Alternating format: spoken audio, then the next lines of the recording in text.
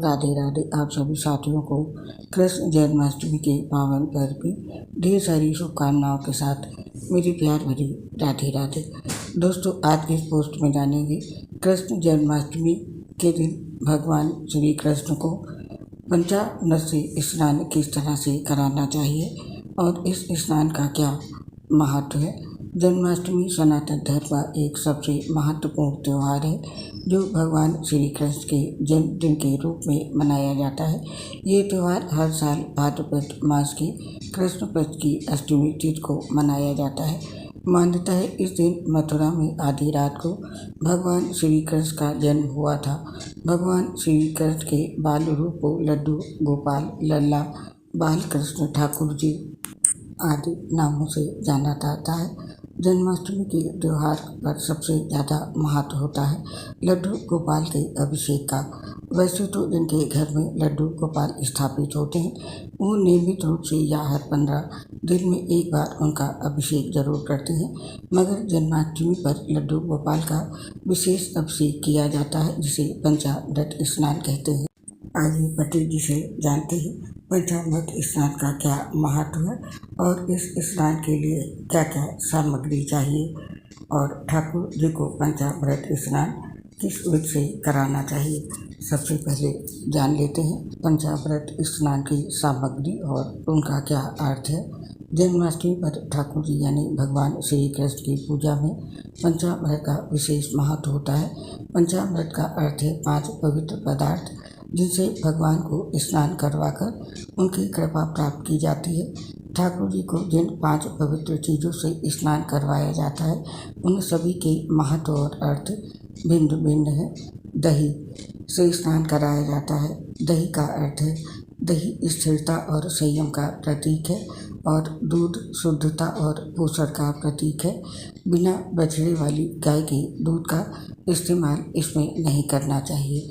और घी से स्नान कराया जाता है। घी ज्ञान और बुद्धि का प्रतीक है। और शहद का अर्थ और महत्व है। शहद मीठे स्वभाव और दया का प्रतीक होता है। और जल जीवन का स्रोत है और पवित्रता का प्रतीक है। पंचामृत स्नान के लिए गंगा जल उत्तम माना जाता है। जानते हैं इस स्नान का क्या महत्व है। जन्माष्टमी के दिन भगवान श्री कृष्ण को प्रसन्न करने के लिए पंचामृत स्नान करवाया जाता है। भगवान श्री कृष्ण को बहुत प्रिय पंचामृत स्नान है। मान्यता है श्रद्धा और भक्तिभाव से भगवान श्री कृष्ण को पंचामृत स्नान करवाने से वे शीघ्र प्रसन्न होते हैं और भक्तों की मनोकामनाएं पूरी करते हैं। हिंदू धर्म में भगवान श्री कृष्ण को पंचामृत स्नान कराने अपनी आत्मिक और मानसिक शुद्धि होती है। साथ ही पंचामृत पूजा से आध्यात्मिक लाभ होता है और मन शांत होता है। ऐसा नहीं कि खाली भगवान श्री कृष्ण का पंचामृत से स्नान कराया जाता है, बल्कि शिवलिंग का अभिषेक भी पंचामृत से किया जाता है।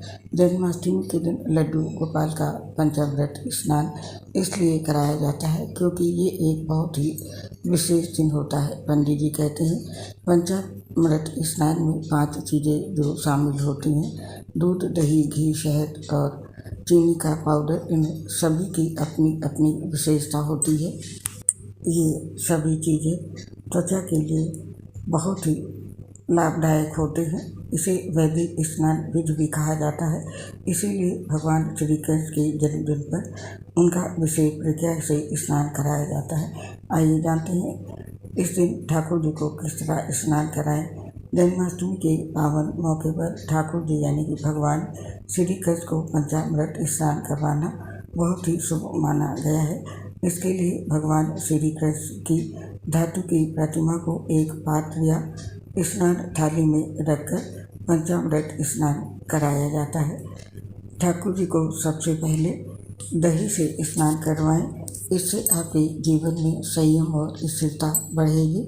और इसके बाद ठाकुर जी पर धीमे धीमे गाय का दूध डालना चाहिए।